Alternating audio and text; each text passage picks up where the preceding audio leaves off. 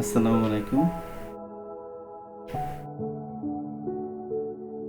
প্রিয় শিক্ষার্থীরা, কেমন আছো সবাই? আশা করি আল্লাহর অশেষ মেহেরবানিতে তোমরা অনেক ভালো আছো এবং সুস্থ আছো। করোনার এই সময়টাতে সুস্থ থাকাটা আল্লাহর বড় নিয়ামত। তো আমি আশা করি এবং সকলের জন্য দোয়া করি সকলেই সুস্থ থাকো, ভালো থাকো। অনেকদিন পর তোমাদের সামনে হাজির হয়েছি আরও একটি ক্লাস নিয়ে। আশা করি আজকের ক্লাসটি সবাই উপভোগ করবে। আজকের ক্লাসটি অবশ্যই গুরুত্বপূর্ণ। এর আগে যে ক্লাসটা নিয়েছিলাম সেই ধারাবাহিকতায় আজকের ক্লাসটি, অর্থাৎ আগের ক্লাসের সাথে এটা পুরোপুরি সম্পর্কিত। তো চলো যাই, ক্লাসে চলে যাই।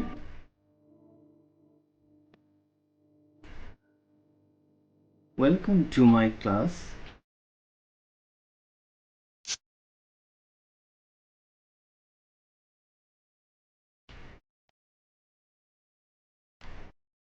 This is me, Almir Hossain, lecturer, Department of Accounting, Porda Government College.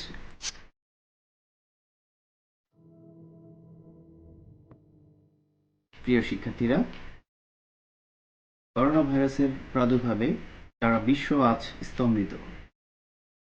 বাংলাদেশে প্রায় 6 থেকে 7 মাস যাবৎ স্কুল, কলেজ, বিশ্ববিদ্যালয়গুলো সরকার ইতিমধ্যে বন্ধ ঘোষণা করেছে এবং এখনো পর্যন্ত স্কুল, কলেজ, বিশ্ববিদ্যালয়ে ক্লাস কার্যক্রম চালু করার ব্যাপারে কোনো সিদ্ধান্ত সরকারের পক্ষ থেকে আসেনি। প্রিয় শিক্ষার্থীরা, এই করোনা ভাইরাস আমরা এখনো প্রতিকার করার কোনো টিকা আবিষ্কার করতে পারিনি। এই করোনা ভাইরাসকে যথাসম্ভব প্রতিরোধ করতে হবে। আর এই করোনা ভাইরাস প্রতিরোধ করতে হলে আমাদেরকে যে বিষয়গুলো মাথায় রাখতে হবে সেগুলো হচ্ছে, পরস্পর প্রায় 3 থেকে 6 ফিট দূরত্ব বজায় রাখতে হবে এবং বারবার হাত ধুতে হবে এবং সেটা অবশ্যই হ্যান্ড ওয়াশ বা সাবান দ্বারা হাত ধুতে হবে। এরপর অবশ্যই বাসায় অবস্থান করতে হবে। তোমাদেরকে ক্লাস কার্যক্রম বন্ধ রাখা হয়েছে বাসায় অবস্থান করার জন্য। তো তোমরা বাসায় অবস্থান করবে। আর যদি তোমাদের হাঁচি, কাশি এগুলো দেখা দেয় তাহলে অবশ্যই রুমাল বা টিস্যু পেপার ব্যবহার করবে এবং প্রয়োজনে বাড়ির বাহিরে যদি যেতে চাও তাহলে অবশ্যই মাস্ক পরিধান করবে এবং বাসার যেই ছোটোখাটো জিনিসগুলো বারবার স্পর্শ করতে হয় সেগুলো অবশ্যই ডিসইনফেক্ট করতে হবে। অর্থাৎ এই করোনা ভাইরাস যেই উপাদানগুলো দ্বারা মারা যায়, সাবান বা হ্যান্ড ওয়াশ এগুলোর মাধ্যমে একটা তরল জাতীয় পদার্থ তৈরি করে সেটা দ্বারা এই প্রতিদিনের যেই স্পর্শ করা হয় এই জিনিসগুলো পরিষ্কার করে দিতে হবে। তো এর মাধ্যমে আমরা করোনা ভাইরাস থেকে দূরে থাকতে পারবো। তো প্রিয় শিক্ষার্থী, তোমরা বাসায় অবস্থান করো এবং আমাদের ক্লাসগুলো অবশ্যই ফলো করো। তো আমরা একটা ছবি এখানে দেখি। ছবিতে কি দেখা যাচ্ছে?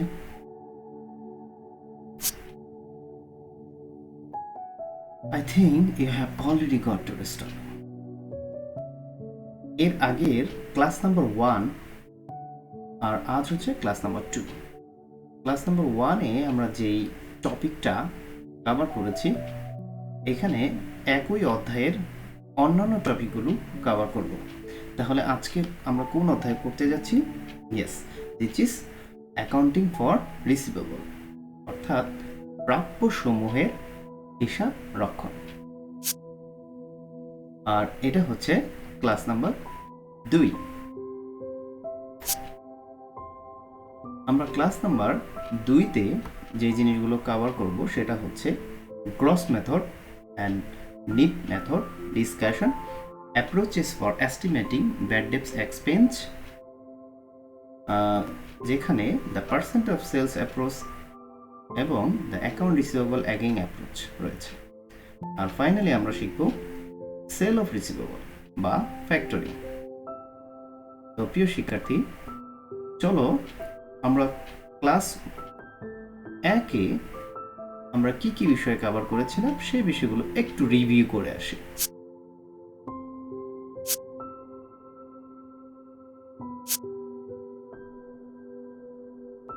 প্রাপ্য সমূহ কি? প্রাপ্য সমূহের প্রকারভেদ, প্রাপ্য হিসাব লিপিবদ্ধ করার নিয়ম বর্ণনা শিখেছি, অনাদায়ী পাওনা এবং অনাদায়ী পাওনা যে সন্দেহজনক সঞ্চিতি সেটা আমরা শিখেছি, অনাদায়ী পাওনা হিসাবভুক্ত করার পদ্ধতিগুলো শিখেছি, এবং অবলোপনকৃত অনাদায়ী পাওনা যদি নতুন করে আদায় হয়ে যায় তাহলে সেটা আমরা কিভাবে হিসাবভুক্ত করবো সেটা শিখেছি। তাহলে চলো আজকের ক্লাসে চলে যাই। প্রথমে জেনে নেই যে প্রাপ্য সমূহ কি। কোনো ব্যক্তি অথবা কোনো প্রতিষ্ঠানের নিকট প্রাপ্য অর্থকে প্রাপ্য সমূহ বলে বা রিসিভেবল বলে। আর এই প্রাপ্য সৃষ্টি হয় ধারে ক্রয় বিক্রয়ের ফলে। অর্থাৎ তুমি যদি কারো কাছে ধারে কোনো কিছু বিক্রয় করো তাহলেই তোমার প্রাপ্য হিসাব সৃষ্টি হবে, যে হিসাবের কাছ থেকে ভবিষ্যতে তুমি অর্থ প্রাপ্য হবে। পণ্য বা সেবা ধারে বিক্রয়ের ক্ষেত্রে দুই ধরনের বাট্টা দেখা যায়। একটা হচ্ছে কারবারি বাট্টা, আর একটা হচ্ছে নগদ বাট্টা। কারবারি বাট্টা কি সেটা আমরা জেনে নিই। কারবারি বাট্টা হচ্ছে যে পণ্যের তালিকা মূল্য থেকে যে পরিমাণ তাৎক্ষণিক ক্রেতাকে ছাড় দেওয়া হয় সেটাই হচ্ছে কারবারি বাট্টা। আর নগদ বাট্টা ধারে ক্রয়কৃত পণ্যের মূল্য একটি নির্দিষ্ট তারিখের মধ্যে পরিশোধ সাপেক্ষে পণ্যের মূল্যের উপর যে ছাড় পাওয়া যায় তাকে নগদ বাট্টা বলে। আবার একটু পড়ছি যে ধারে ক্রয়কৃত পণ্যের মূল্য একটি নির্দিষ্ট তারিখের মধ্যে পরিশোধ সাপেক্ষে পণ্যের মূল্যের উপর যে ছাড় পাওয়া যায় তাকে নগদ বাট্টা বলে। অর্থাৎ দুটো বাট্টাই কিন্তু পণ্যের মূল্যের উপর, কিন্তু একটা হচ্ছে তাৎক্ষণিক অর্থাৎ ক্রয় বিক্রয়ের সময়, আরেকটা সংঘটিত হয় এই ক্রয় বিক্রয়ের ফলে যে প্রাপ্য সৃষ্টি হয় ভবিষ্যতে এই টাকা আদায় করার সময় বা প্রদান করার সময় যে বাট্টার কথা উঠে আসে সেটা হচ্ছে নগদ বাট্টা।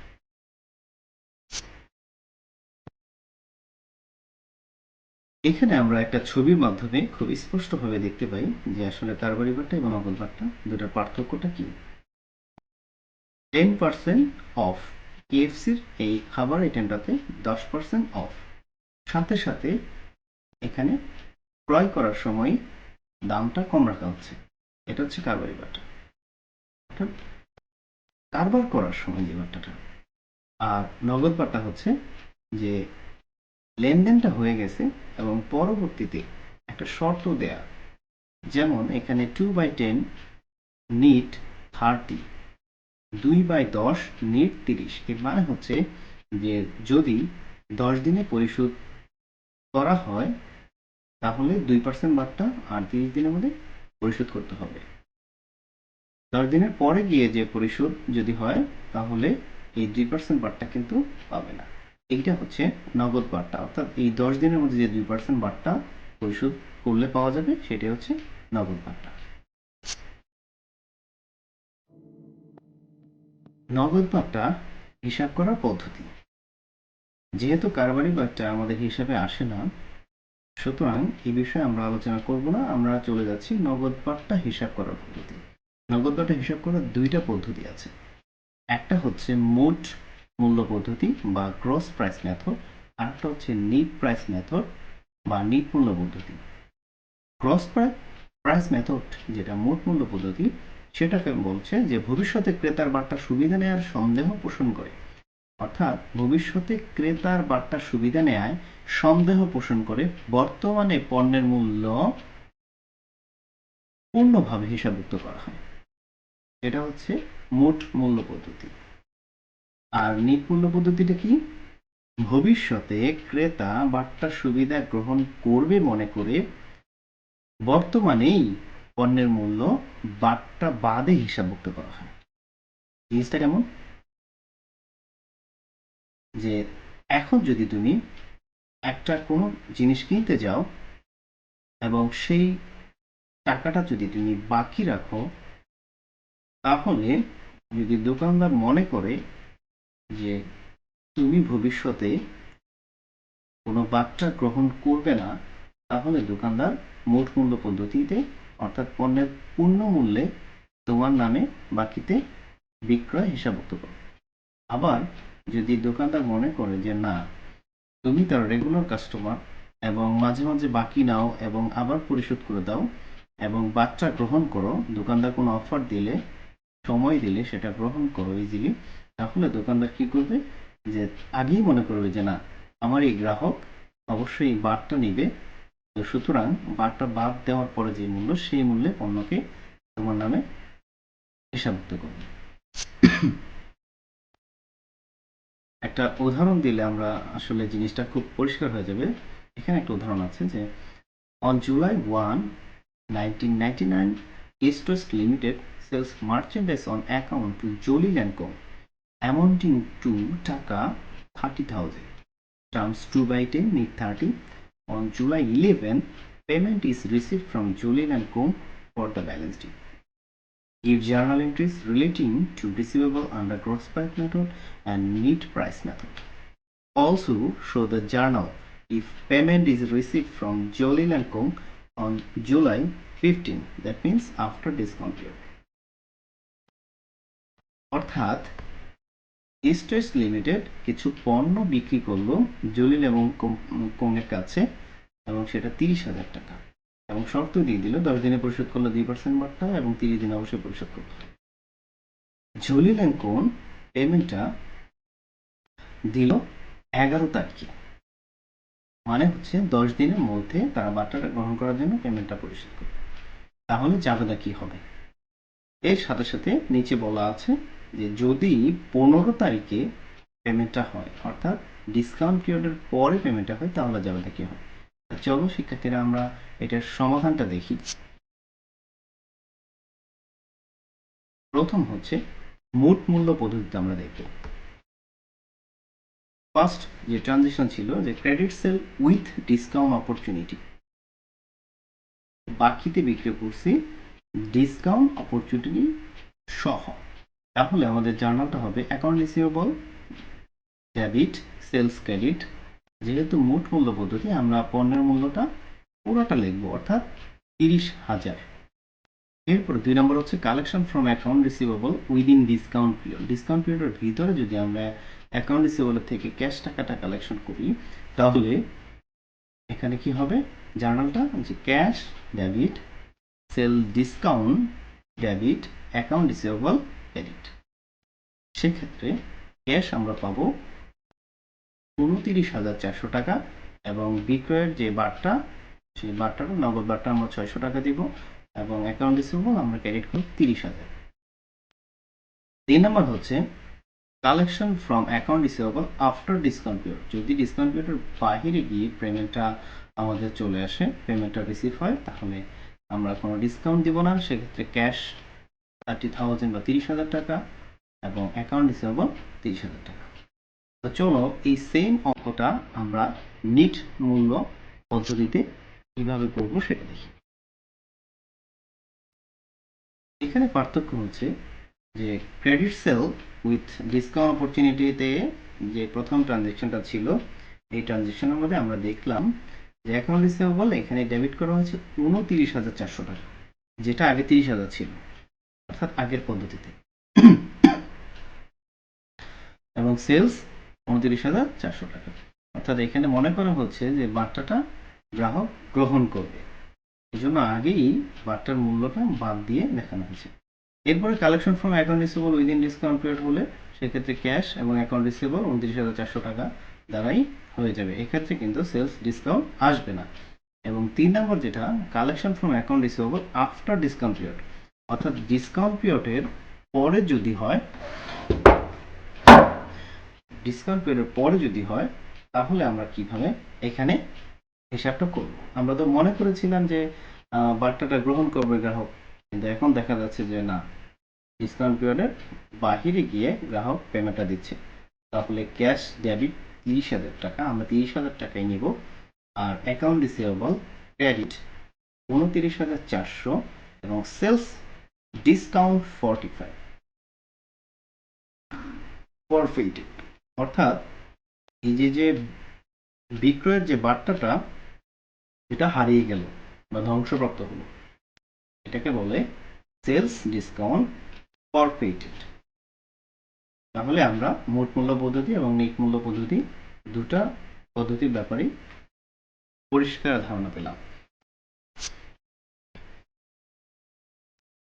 তো চলো নিজেকে একটু যাচাই করে নাও। এখানে 3টা প্রশ্ন দেওয়া আছে, 3টা প্রশ্ন তোমরা উত্তর লিখে আমাকে অবশ্যই পাঠাবে।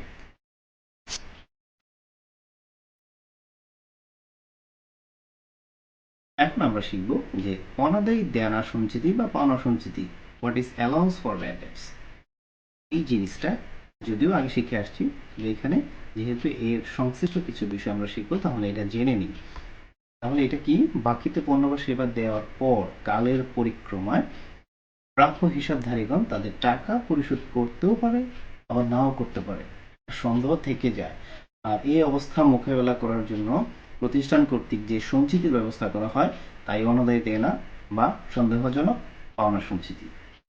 The provision of reserve for the part of the debtor which is not expected to recover in the future is called allowance for doubtful debts.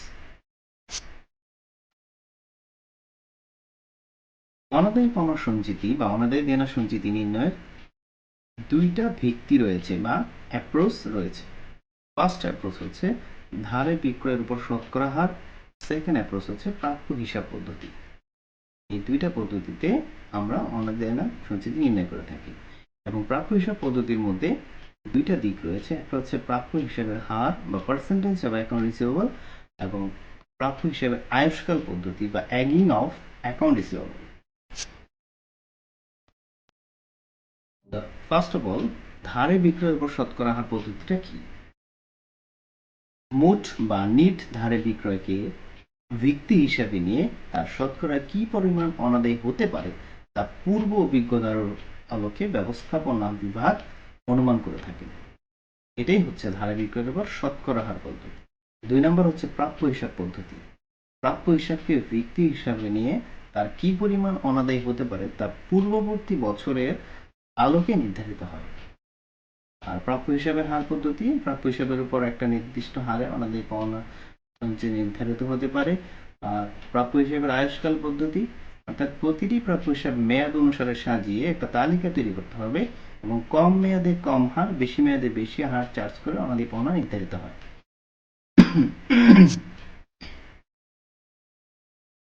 তো চলো একটা উদাহরণে চলে যাই। The ledger of Shumon Kong at the end of the current year shows account receivable 80,000, sales 9,40,000, sales return and allowance 40,000. If allowance for doubtful account has a debit balance of Taka 1,000 trial balance, then journals the adjusting entry at December 31, assuming that debts are expected to be 2% of net sales and 2.5% of account receivable. তাহলে এটার সমাধানটা কিভাবে দেখি আমরা?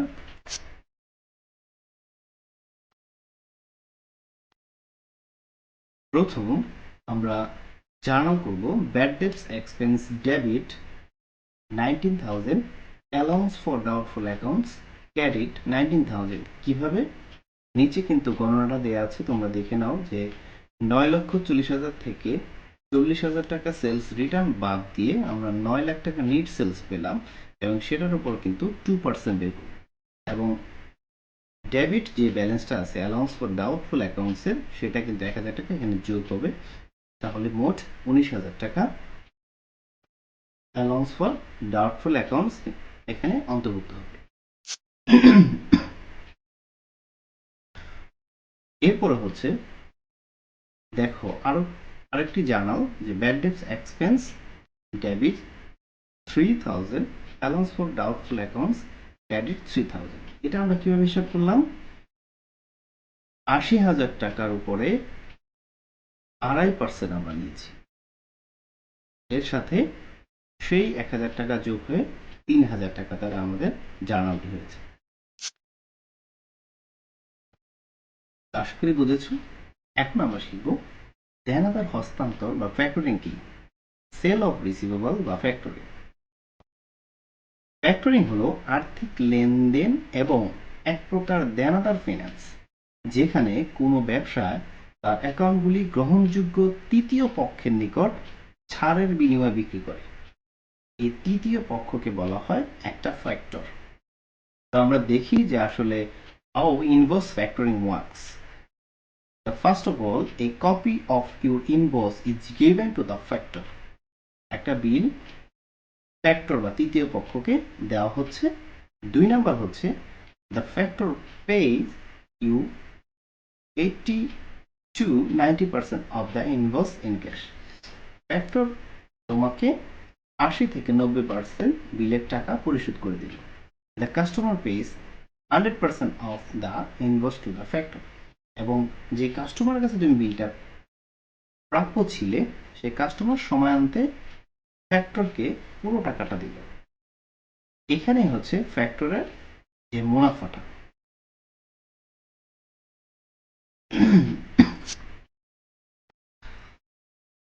প্রিয় শিক্ষার্থী, একটা ফ্যাক্টরের একটা প্রবলেম আমরা দেখি। Sale of account receivable to a financial institute in cash, factor assesses service charge at 2%।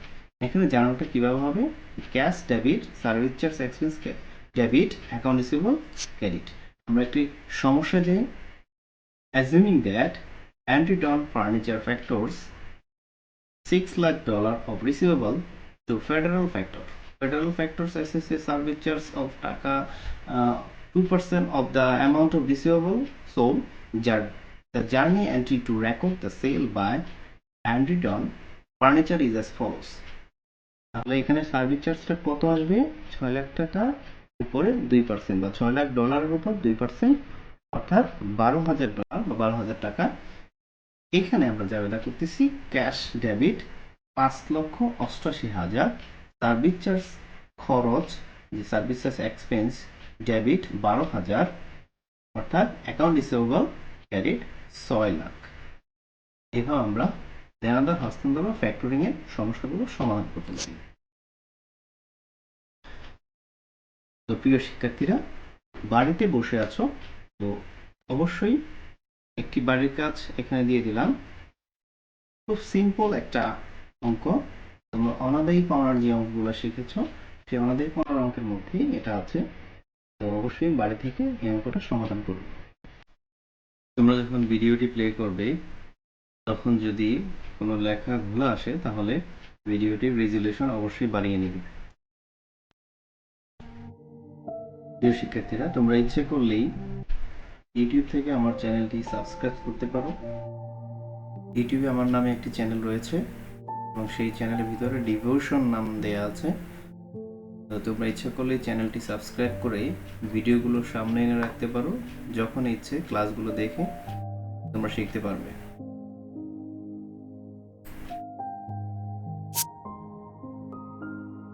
আজকের মতো এখানেই শেষ করছি। সবার সুস্বাস্থ্য কামনা করছি। করোনা থেকে যেন সবাই দূরে থাকো, সুস্থ থাকো, সেই কামনা করছি। আল্লাহ হাফেজ।